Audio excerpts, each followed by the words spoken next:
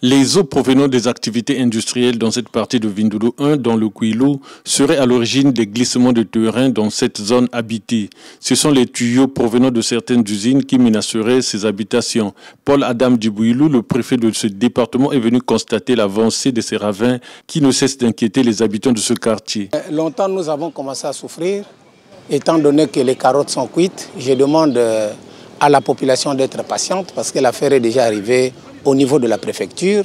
Et moi, je pense que d'ici peu, il y aura quelque chose de satisfait qui va être fait et la population va retrouver son sourire. Quelques responsables des sociétés incriminées par les populations ont pris part à cette descente du préfet pour assumer leurs responsabilités ou se dédouaner. La population d'ici, d'une certaine manière, j'ai envie de dire, malheureusement, est responsable en grande partie des évacuations des eaux qui sont faites là-bas.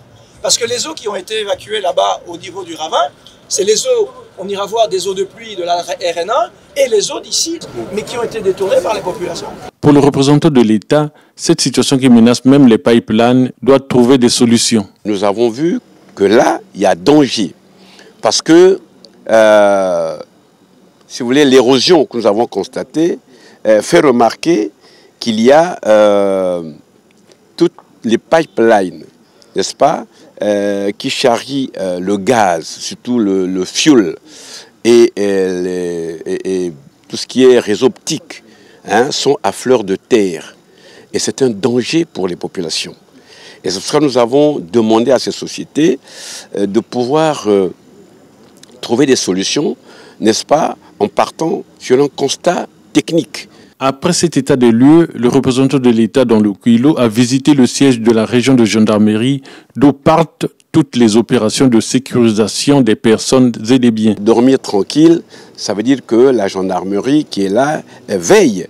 Et maintenant, nous avons constaté effectivement qu'il leur faut des moyens logistiques pour être opérationnels.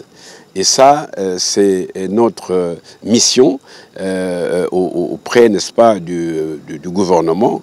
Nous allons solliciter pour que les moyens soient mis en œuvre pour eux, pour qu'ils soient tout à fait opérationnels par rapport aux missions qui sont les leurs. Visite qui redonne le moral à ses collaborateurs et aux occupants de Vindoulo 1 qui attendent toujours des solutions concrètes.